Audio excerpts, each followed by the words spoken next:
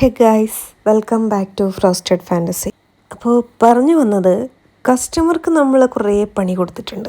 എങ്കിലും കസ്റ്റമർ തിരിച്ചിങ്ങോട്ട് തരിക എന്ന് പറയുന്നത് ഓക്കെ കുഴപ്പമില്ല, എന്നാലൊരു മെനക്കൊക്കെ തരിക എന്ന് പറയുന്നതല്ലേ കുറച്ചുകൂടെ. എന്ത് ചെയ്യാനാ, കിട്ടിയതും വെച്ച് കുത്തിരിക്കുക, അത്ര തന്നെ.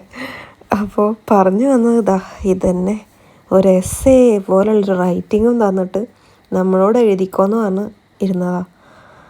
എന്ത് ചെയ്യാനാ, ഫസ്റ്റ് അറ്റംപ്റ്റും പാളി, സെക്കൻഡ് അറ്റംപ്റ്റും പാളി, തേർഡിൽ നമ്മൾ ഉറപ്പിച്ചു, അല്ലാതെ വേറെ വഴിയില്ല.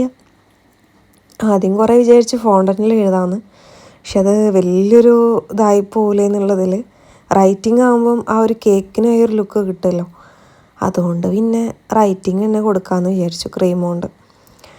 അങ്ങനെ ഇങ്ങനെയൊക്കെയോ തട്ടിയും മുട്ടിയും നമ്മൾ റൈറ്റിംഗ് സെറ്റാക്കി എടുത്തു. വല്ലാത്തൊരു എസ്സേ ആയിപ്പോയി. ഇങ്ങനത്തെ എസ്സേ ഒന്നും ഒരിക്കലും ഈ കേക്കിൽ പരീക്ഷിക്കാൻ കൊടുക്കരുത് കേട്ടോ.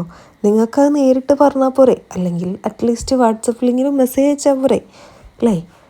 വല്ലാത്തൊരു എസ്സേ തന്നെ. അതുപോട്ട് അങ്ങനെ നമ്മൾ റൈറ്റിംഗ് ഒക്കെ സെറ്റാക്കി. ദെൻ കുറച്ച് കുട്ടി കുട്ടി ഹാർട്സ് നമ്മൾ ക്രീം കൊണ്ട് തന്നെ സെറ്റാക്കി എടുത്തു. അപ്പോൾ ഇതാണ് കേക്കിൻ്റെ ഫൈനൽ ലുക്ക്. ഫൈനലി നമ്മൾ ആ റിബണും കൂടെ വെച്ചിട്ട് കൺക്ലൂഷൻ അടിച്ചു കൊടുത്തു. അപ്പോൾ ഇനി നെക്സ്റ്റ് കേക്ക് വന്നിട്ട് ഒരു ക്യൂട്ട് കുഞ്ഞ് കേക്കായിരുന്നു. 1/2 kg വരുന്നൊരു കേക്കായിരുന്നു കേട്ടോ. മറ്റേത് 1 kg നമ്മൾ റൗണ്ട് ഹാർട്ടാക്കിയിട്ട് കട്ട് ചെയ്തെടുത്താണ്. ഞാൻ പറഞ്ഞിട്ടുണ്ടായിരുന്നില്ല മുന്നത്തെ വീഡിയോസിൽ. ഇപ്പം നമ്മൾ ഹാർട്ട് ട്രേ ഇപ്പോൾ എടുക്കാറേ ഇല്ല, തൊടാറേ ഇല്ല എന്ന് വേണമെങ്കിൽ പറയാം. വാങ്ങേണ്ട ഒരാവശ്യമില്ലായിരുന്നു. അതുപോട്ടെ. അങ്ങനെ നമ്മൾ ചെറിയ കുട്ടി കേക്ക് സെറ്റാക്കി എടുത്തിട്ടുണ്ടായിരുന്നു. അവർ ഒരു മോളായിരുന്നു കേട്ടോ ഡിസൈനും കാര്യങ്ങളൊക്കെ പറഞ്ഞിട്ടുണ്ടായിരുന്നു. അതുകൊണ്ട് തന്നെ അവൾക്ക് യൂണിക്കോൺ വേണമെന്ന് പറഞ്ഞിട്ടുണ്ടായിരുന്നു. അപ്പോൾ പിന്നെ ഒരാഗ്രഹം നമ്മൾ സഫലീകരിച്ച് കൊടുക്കണ്ടേ. അങ്ങനെ ചെറിയൊരു പ്രിൻറ്റിൽ സെറ്റാക്കി. വലിയ എന്താ പറയുക, ബഡ്ജറ്റ് ഫ്രണ്ട്ലി ആയിട്ടാണ്. അത്ര ഓവറായിട്ടുള്ള ഡെക്കറേഷൻസും കാര്യങ്ങളൊന്നും ചെയ്യാതെ ഒരു മിനിമലായിട്ടുള്ള ഡെക്കറേഷനിൽ സെറ്റാക്കി എടുത്തായിരുന്നു കേട്ടോ. ആദ്യം തന്നെ നമ്മൾ ഈ ഒരു പ്രിൻ്റ് മുകളിലായിട്ട് സെറ്റാക്കി കൊടുത്തു.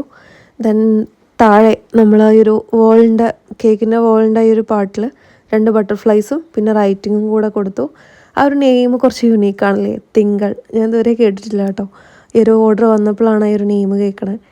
അപ്പോൾ പിന്നെ കുറച്ച് ഷുഗർ ബോൾസും കൂടെ കൊടുത്തിട്ട് ആ കേക്കിൻ്റെ ലുക്ക് കംപ്ലീറ്റ് ചെയ്തെടുത്തിട്ടുണ്ടായിരുന്നു കേട്ടോ.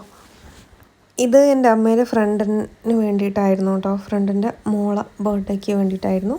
മറ്റേ കേക്ക് നമ്മളുടെ വീട്ടിൻ്റെ അടുത്ത് തന്നെയുള്ളൊരു ചേട്ടൻ തന്ന ഓർഡറാണ്. നമ്മൾ റെഗുലർ കസ്റ്റമർ തന്നെയാണ് കേട്ടോ.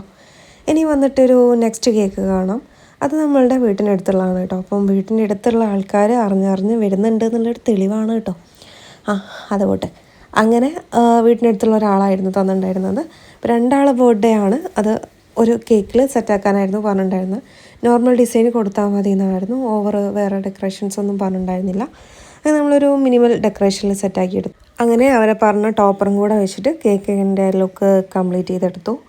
പിന്നെയുള്ളത് നമുക്കൊരു ചോക്ലേറ്റ്, കസ്റ്റമൈസ്ഡ് ചോക്ലേറ്റ് ഉണ്ടായിരുന്നു. ഡയറി മിൽക്കിലായിരുന്നു ചെയ്തിട്ടുണ്ടായിരുന്നത് കേട്ടോ. അപ്പോൾ ഇതൊക്കെയായിരുന്നു ഇന്നത്തെ വർക്ക്. ഇഷ്ടമായിട്ടുണ്ടെങ്കിൽ കമൻറ്റ് ചെയ്യാൻ മറക്കരുത്. പിന്നെ ലൈക്ക് ചെയ്യാൻ എന്തായാലും നിങ്ങൾ ചെയ്യുമെന്നറിയാം. എന്നാലും ഞാനൊന്നുകൂടെ പറയാണ്, ലൈക്കും കൂടെ ചെയ്തേക്കണം, സബ്സ്ക്രൈബും കൂടെ ചെയ്തേക്കണേ. അപ്പോൾ അടുത്ത വീഡിയോ കാണാം കേട്ടോ.